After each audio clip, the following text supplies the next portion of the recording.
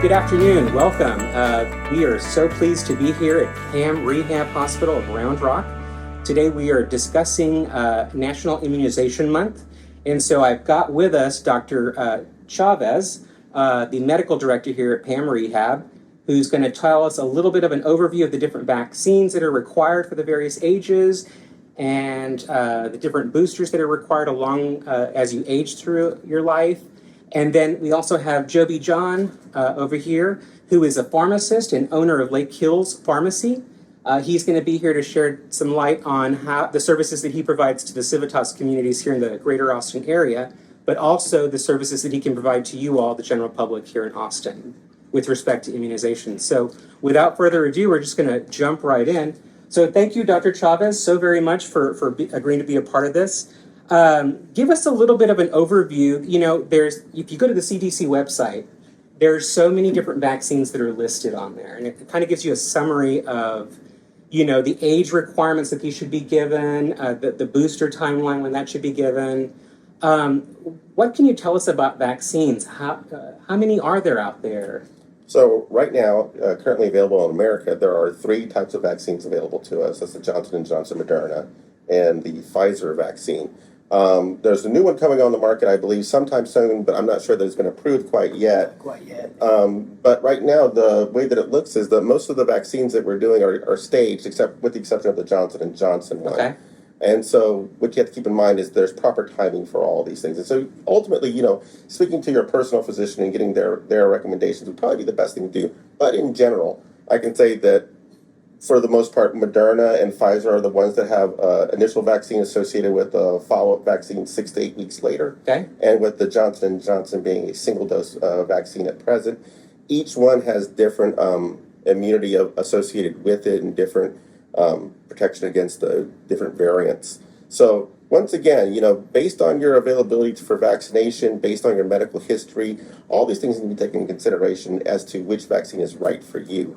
You know, personally, I've been vaccinated. Everyone in my family's been vaccinated that's eligible for it right now. Great. So, you know, all the adults, me and my wife, are both vaccinated fully. My children have received the first round of vaccines, but we didn't receive the same vaccines, pardon me. Okay. We received the same vaccines because my children aren't eligible for ones that I received. Oh, I see. Okay. So, very interesting. The timing, when it was approved, was very different. Okay. First, we had the first wave of adults getting approved, and the children. How old are your kids? They're 7 and 10. Yeah, so that just happened in the last 6 months or so. So that's why you guys are on a different schedule. Interesting. I wasn't aware of that. So that's for the COVID-19 vaccine. And I believe that there's now another round of boosters if you're age 50 and up. Is that correct? That's correct. So each person, once again, going back to the CDC website, which is the best resource for this information, you can see that there are different populations who are eligible for additional boosters. Everybody's eligible for a booster once they went through the first round of 2 vaccines. You get an additional booster 6 months down the road or something like that. Now, an additional booster to the first booster, so a booster to the booster. So second. The second booster is available for people over the age of 50. And I believe for people under the age of 50, but certain requirements have to be met, and those are few, not like very many. Immunocompromised. Even then, those are very specific, and the CDC website elucidates each individual one. So I would think that asthma, diabetes, those aren't necessarily inclusive of that. Mm-hmm. But the 50 and above, anybody is eligible for that, and it's really what you see with COVID-19 is that age really has a large factor in how sick you get and where you end up. And you know, I guess that kind of begs the question, you know, why is immunization so important? You know, for me, at least, I'm not worried about people getting sick. That's not my thing. People are going to get sick. People are going to get the vaccine, will get sick potentially. Look at, you know, Joe Biden, right? He had the vaccine. He has the world's best protection, the world's best, you know, screening, and he got sick. Right. But it's how sick do you get and where do you end up, right? And so with the vaccines that we have right now, people that are even immunocompromised, even older, once they get the vaccine, they have the capability of staying out of the hospital. Exactly. That's great. That's critical, it's, right? It's 95%. It's once if you're over the age of 50 years of age and you've got at least both doses, 95% of the elderly have prevented hospitalizations. That's tremendous. Yeah, which is great. Because when we first started this, the pandemic, I mean, they were the ones who were in the hospitals. They were the ones, in ICU Exactly. mainly. It's like Dr. Chavez said, it's not about whether you're going to get sick or not. It's like, how do you respond to it, right? If you got COVID before vaccinations were around, you were getting hospitalized, putting on beds, and it was serious, right? And think about the stress of the family, of your loved ones, of everyone around You can even go and see them, right? I mean, Back then you couldn't, right? And even, and the whole idea is that, we have all this medical care here in America, all these resources here in America, but people would end up in the hospital and never leaving. I mean, that's crazy. Right. And now we have vaccines. I mean, people in those situations where you have to make a decision: would dad want to be on a ventilator? Would mom want to be on a ventilator? Would we put a feeding tube in mom? Is that something we want to do? We want to withdraw care. Having lost a loved one recently, you don't want to go through those decisions. Absolutely, yeah. You don't want to be put in that spot of having to think about all those things. And so the vaccine really kind of eliminates that. And for me, that's how I tell people about it. I tell people, you might get sick. Yeah. I can't tell you not going to get sick. I could get sick. You could get sick. We could all get sick. But where are you going to end up? right. How bad is it going to be? Are you going to be in the ICU and you don't get to see everybody? You don't get to see your 5-year-old granddaughter? Right. They can't say goodbye to you because they can't come in the ICU. Right. Are you going to get a chance to say goodbye to everybody you want to? So for me, it's truly about being out of the hospital. And I guess, and that's kind of Exactly. You don't want to, if you can avoid it, you don't want to be in the hospital, right? You're burning the healthcare system. You're putting yourself at risk for nosocomial infections, other infections. I mean, if you've been vaccinated, you could probably fight it off within a week. Interesting. If you're relatively. Now, let me ask you this. So, I mean, there's other vaccines, though, out there, right? So there's mumps, rubella. I mean, there's so many different types that are out there. I mean, a lot of people are wondering at this point, there's some debate. We don't have to go into the debate about it, but are vaccines safe? In your opinion, in general, are vaccines safe? Absolutely. I think vaccines, so the whole thing with the COVID-19 vaccination series was that it was never really approved through the FDA process, right? They got EUA granting for the emergency we had. So a lot of people's made really, I mean, there were fair points that we don't have enough data for this being substantiated, but because of where we were, we needed to do it, right? Right. But now it's been 3 years since the first vaccines were administered, so we have enough empirical data out there that we would have had even if it went through an FDA process. So even the COVID-19 vaccines for Pfizer and Moderna are very safe. We've had a lot of people, the elderly, for example, even in the Civitas communities, right? They were the first people to get it, even before we got it, even before healthcare providers. We were kind of lumped in with them, but we were taking care of them first, right? So it's been almost 3 years since most of the first group of people had it, and side effects are very rare and far and few between. So I would say they're very, very safe. Right. And another common misconception is that people think that it's an actual COVID virus you're introducing. It's not? It's not. It's an mRNA vaccine. So what it does is it's coding for a protein, which is a spike protein that's on the coronavirus. So it's not a live virus. You're basically training your body to respond to the coronavirus if you ever encounter it, because it'll recognize the spike protein on the COVID virus. So it's never really the entire virus you're introducing. It's just the copy of a spike protein. Interesting. And now they're also talking now, and maybe this is what you were talking about earlier, Dr. Chavez, a new one may be coming out, right, that's kind of tailored to the Specific new variants that are coming out. And so is that where they're kind of just going in and modifying that vaccine to be effective in those particular cases? Yeah, so right now what we have going on is the Omicron variant, right? And specifically right now what's been on the rise is the BA.5 variant of Omicron. And that's BA.5. It's other 5 variants before that. So it's so hard to tailor it to a specific virus. Props to the scientists who are out there trying. I honestly don't know or have enough data on what that's going to look like. Okay. The thing with viruses they're so capable of evolving so fast that we're targeting the spike protein. If a virus figures out how to code for a completely different spike protein, then your immune cells are not going to recognize it, right? So it's tough.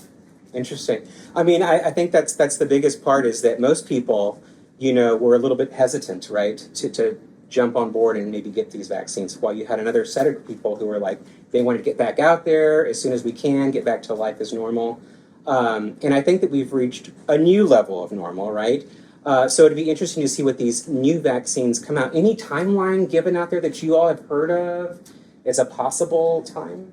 No, I mean, I not that I know of, but I think leaping off of his point earlier, I think what's going to be critical is there's always going to be new research. There's always going to be new developments in the future.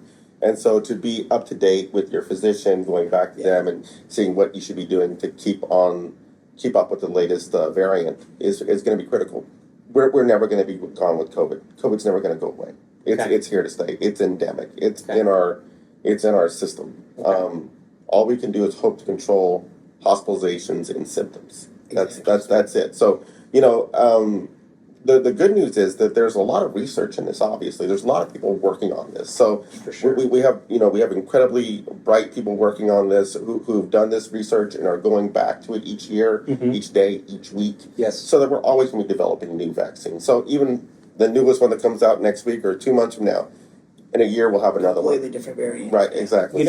And that's very interesting because I think what I didn't realize myself is how quickly viruses do evolve. All these new variants, you didn't really hear about that before, right?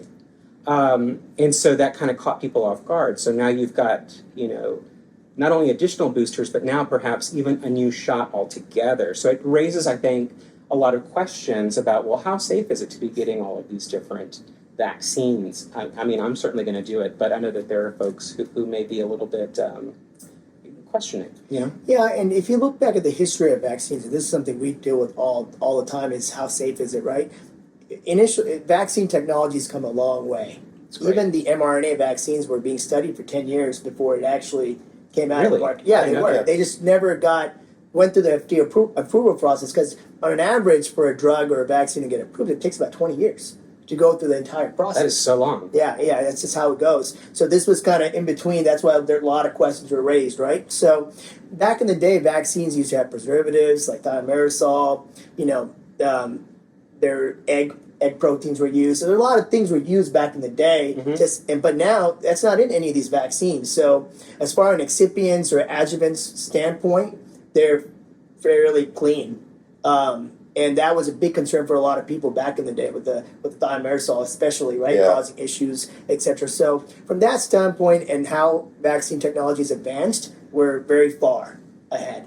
We're very fortunate in that way. Very fortunate in that way. But only data. I'm a big believer in data. Evidence-based medicine is what we all practice. So the struggle is we don't have enough statistical data to validate or go off of. But what we do know for a fact is that the initial Pfizer, Moderna vaccinations have saved lives, have kept people out of the hospital. Like Dr. Chavez was saying, it's like you're not going to be like completely immune to COVID. It's going to get you at some point, but it's how will you respond to it when you do come in contact with COVID? That's what it comes down to. Okay. Is your body capable of, or does it have the immune response to respond and fight it off and let your body take over instead of being completely naive to a virus that's taking people down? So interesting. That's fascinating, actually. Yeah. I like that a lot.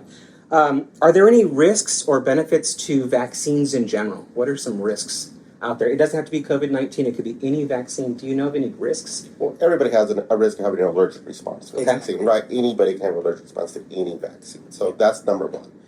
Number two, there was an issue with endocarditis at one point in time, but I think that's kind of washed out. Okay. And they had some questions about that with the younger population. But even then, I think that it's one of these risks. It's a relative risk to one another. Of course, younger people don't get as sick as older people do, and that's what we kind of talked about originally. Right.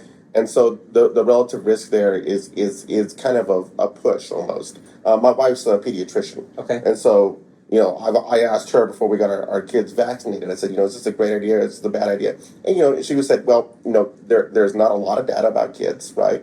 But there is good evidence that, even at the worst case scenario, it's not that bad, any side effects. And for adults, the side effects have been very, very minimal. What are they? Sore arm. I remember. sore arms and the allergic reaction is the biggest thing you kind of keep an eye out for. And when What would be a sign of that?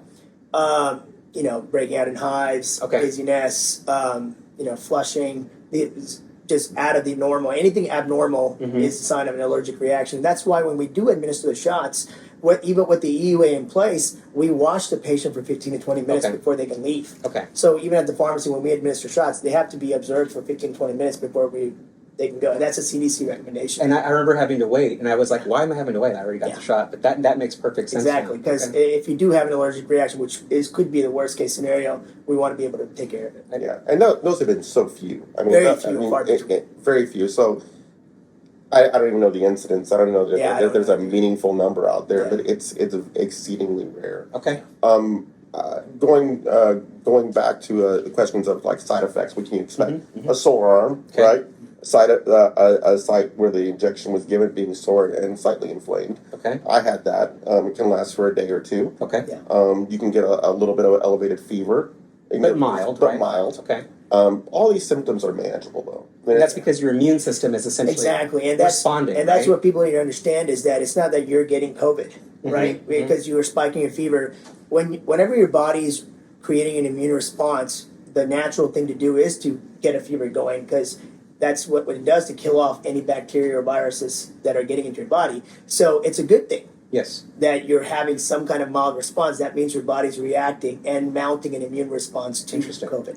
But this is manageable. Okay. These are not. You don't need to be in the hospital for these No. issues. These Right. things get better. Okay. Tylenol, Tylenol. and you can get over all these symptoms. And let's see. So something about that. You weren't supposed to take Tylenol or some sort of aspirin maybe a couple of minutes before or an hour before a vaccine administration. May have been or- NSAIDs. Yeah, they were trying to get away from. They wanted to see if they could. There was a theory. I don't know if it's been proven, or you can help me on this one or not. Yeah. I'm just curious. The NSAIDs reduced your inflammatory response. Yeah, I see. That's exactly. what we were Okay, talking about okay. earlier, an immune response. So Okay. NSAIDs are anti-inflammatory, non-steroidal anti-inflammatories. Okay. And so the idea was that it would inhibit your immune response, and therefore you wouldn't have as robust response to Yeah. the injection. Okay. But I don't know if that's been proven out. I don't think it has because we don't have that kind of a recommendation Right, anymore. half the people get NSAIDs, half the Exactly. people don't get NSAIDs. Exactly. We don't- Yeah. Yeah, we don't do So that. so we kind of go and just take Tylenol. Tylenol's safe. Yeah, it's a COX inhibitor, so take Tylenol if you need to. We kind of touched on the multiple, doses that are required. So, I guess correct me if I'm wrong. So for Pfizer and Moderna, it's 2, right? Spaced roughly 3 weeks apart. 3 to 8 weeks. 3 to 8 weeks. And then how long after that before the first booster? So for ages 50 and above, it's 5 months. Okay. If you're immunocompromised, it's 5 months again, and they can get a 4th dose if they need to 4 months later. Okay. Children, now that they're getting the vaccine, do they have a booster as well? They have the 1st and 2nd dose. Okay. And that's between the ages of 6 months to 5, I believe. There's only 2 doses. Okay. And then 6 to 12, and then it's 6 to 11, and then 12 to 17 is the other 2 groups. And I believe they have a 3rd dose they can get. Okay. It's interesting. So along with going with the kids, let's kind of like review childhood immunizations in general. So tell me just a quick overview. You don't have to name every single one of them, but what are those typical immunizations that kids start getting, with their pediatricians? What can you tell me about that? So measles, mumps, Mhm. diphtheria, tetanus, Hep B, Hep A. I think they still get. Yeah, Twinrix. And then what? Now you're hitting my. Yeah, It's okay. I'll call my. Let me. Can I? Call yeah, my exactly. wife? His wife was pediatrician. That's okay. Those are the main ones, right? Yeah. And then is there a vaccine for chickenpox? Varicella. There is, yes. Okay. And that's recommended, right? Yeah. And so the pediatrician then maintains this record, right, that your shot record, immunization record, that you'll need to produce at some point, in the future. But if you didn't have access to that, what can one do to show that you do have immunity to those? That you did have that vaccine as a child, if you've lost records or no longer infected It's people? tough. Yeah, You I could don't know do a titer. That's what I've heard, yeah. There It's a have blood been- test, right? Yeah, it's a blood test to see what kind of autoimmune cells you have. That's really rare, honestly. It's most people just get the shot. Yeah, that's okay. that's what I had to do. So I couldn't produce all of my vaccines for medical school. Okay. So I just went and got back, and we did a lot of my vaccines. Okay. And there was no harm in doing that, right? I did them all back to back almost. Okay. It was Wow. it was a little crazy. All right, interesting. In your opinion, you can both speak to this. What are the 3 most important vaccines out there currently? Like altogether for adults overall. or Overall, the 3 most important. man, it's a tough one. Well, measles, Okay. because Yes. measles is super transmittable. Okay. Yes. More so than COVID. People think COVID's transmittable. COVID, you actually need to be in a person's presence for sustained presence within like 15 minutes. So Measles? and measles you can get by walking through. Really? Yeah, because the virus actually lives on surfaces for a longer period of time than COVID does. Oh, wow. And it's aerosolized easier, and it just maintains in the atmosphere. So it people just spreads. and measles will spread like wildfire, Okay. like polio. Okay. We actually had there's actually a new case of polio, I think, in America. I heard that. Yeah. Really? Wow. Yeah, the past Mhm. week. So Yes. polio impaired multiple generations of people in Mhm. America, and Yep. people ended up in iron lungs for Right. the polio. Right. And that's the crazy part that we don't realize as a society today, that most of these diseases have been on a very low spectrum because of vaccinations. Right? If we didn't have these vaccines being done early on in life, then these diseases would be a problem. Like it's not even talked about because most people are vaccinated against it, or you have herd immunity. So there are parents who choose not to vaccinate their kids early on, but 99% of the other kids are vaccinated, so the likelihood of them getting it from somebody else is very less likely, which is what we call herd immunity. Okay. So that can only go so far, right? Like, which is why it's a sensitive balance, which is why we don't hear about measles anymore. Okay. Yeah, but measles is an incredibly deadly disease, I and didn't people. even know, I didn't know Yes, that. it's an incredibly deadly, debilitating disease, especially if you get it very early on. And that's what was happening for centuries. People would get it as a child, as an infant, and you basically have a very poor outcome that way. And it's a rash, right? You're red. But it's a you get high respiratory, fever. it's a It's a respiratory respiratory issue. infection as well, Wow. and then it just gets systemic and it spreads very easily. And so people would get it, and yeah, most people wouldn't die from it. But if you're an infant, you're new to the world. It's deadly. It can be deadly. Wow. And so people don't realize that. People think that they think it's just a rash. It's gonna be like a little rash, should be fine. It's not like that. I would say measles, polio, and then smallpox. okay. Because smallpox annihilates populations around the world. Okay. And the thing about it is, and I don't know, I do a little bit of traveling. I don't do that much traveling, but whenever you go to different countries and you go somewhere and you're like, if they offered a vaccination, people would line up around the block. Oh yeah, Really? Yeah. They'll line up around They the would. block. Yeah. Because healthcare, we take it for granted in America. I'm just going Okay. we Yeah, we that's think good. we think everybody's just gonna get taken care of. It's not a big deal. They have an expert. They have a specialist for that. Everywhere else in the world, it's not like that. I'm not as lucky. We are so blessed. Yes. So blessed is the best way I can see. Even other countries who have universal medical care, it's hard to see a specialist. It's hard to see anybody. You have to wait months and months to Oh my even gosh. get in. Okay. Right? So that's why when it's being offered live, They're going to stand in line. Yeah. Yeah. To do it. So, like, in third world countries, they'll have dentists, or they'll have people come in for anything. At the same time, they'll give vaccinations because people will be there. They'll be like, "Hey, you have any vaccines? Anything going on?" Because vaccines are so precious there because it prevents polio, things that debilitate people. And another thing we take for granted too is even with the COVID vaccine rollout, most of the companies who develop these vaccines are located here. So we get In first States. dibs on everything. Like countries like Africa, India, they had to wait months before they could get their shots, and their cases were skyrocketing. And this was all stuff that happened a year or 2 years ago. Yeah. Very recent, but we've all forgotten about it. Okay. Because we've got back to the new norm, like you were saying earlier, and we just kind of take things for granted. That's very interesting. Tell me about if you are traveling, though, right? There's you need to kind of pay attention to the country you're going to, check with your physician, because if you're going to need some sort of specific shot, you need to get that, about a month ahead of time so that your body has time to build up immunity to it, maybe? I'm not certain, but there's lots of countries that have things that you take for granted that we don't have here in America, and those are things like Yellow fever is one of them. Yellow fever. There's typhoid, something to be prepared for. So, if CDC's website has a really good section for travel vaccines. Okay. They actually outline cases too. Even with COVID, they outline where the outbreaks are happening, et cetera, et cetera. So On their website. On their website, yeah. Okay. CDC's website is the best resource for all this kind of data. But if you're traveling specifically, they tell you this is high here. Be aware. Right, and yellow fever and typhoid. Typhoid is something people don't really think about. Tell me much. about that. I don't know all the aspects of typhoid. Yeah, it's a easily transmitted disease through bad water, etc. It's a bacterial disease, but you can be vaccinated for it or have meds on hand to treat it Okay. if you do encounter it.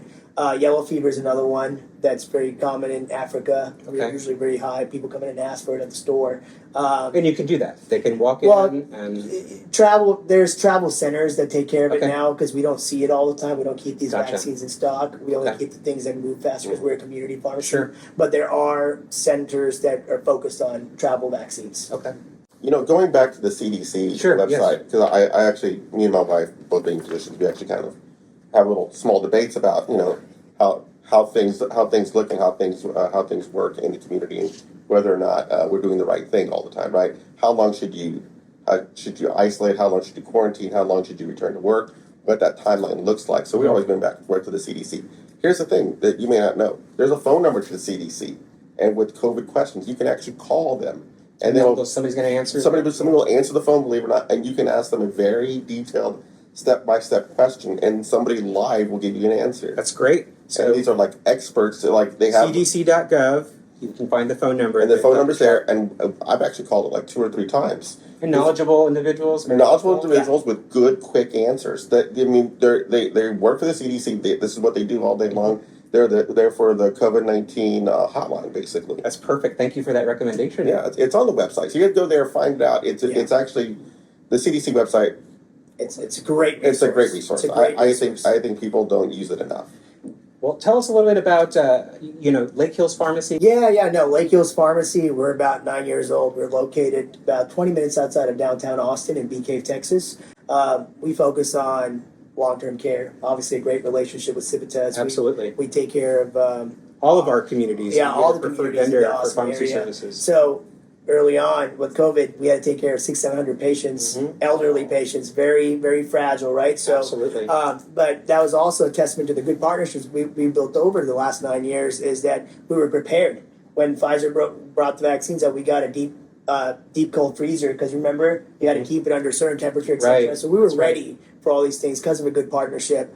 But yeah, we've been in BK for 9 years. We focus on long-term care, compounding, regular community retail. Even in our community, we've given out thousands of vaccines, partnering with a church, a local church called Lake Hills Church. We had a bigger auditorium because we had to watch people, right? In a smaller Right. pharmacy, Wow. Yeah. you can only do so many shots in a given hour period of time. So we partnered with the community partners, and we had big auditoriums where we were doing vaccines in, even with the kids when they rolled out. And so typical vaccines that someone can go into Lake Hills and get a Yeah, flu vaccine, COVID, hepatitis shots are pretty common. Okay. Going back to school, etc. So those are typically the vaccines we administer. Perfect. And otherwise, they should go to their primary care physician, right? Yeah. And if they're traveling, go to these travel centers that might Exactly. specialize in that. Dr. Chavez, tell us a little bit about Pam Rehab Hospital. So Pam Rehab's, we've been open for about 4 years now. Okay. We see all kinds of people here for different issues, different ailments, strokes, hip fractures, compression fractures of the lumbar spine, people who've been involved in motor vehicle collisions. And so basically we're the care that happens after you leave the hospital.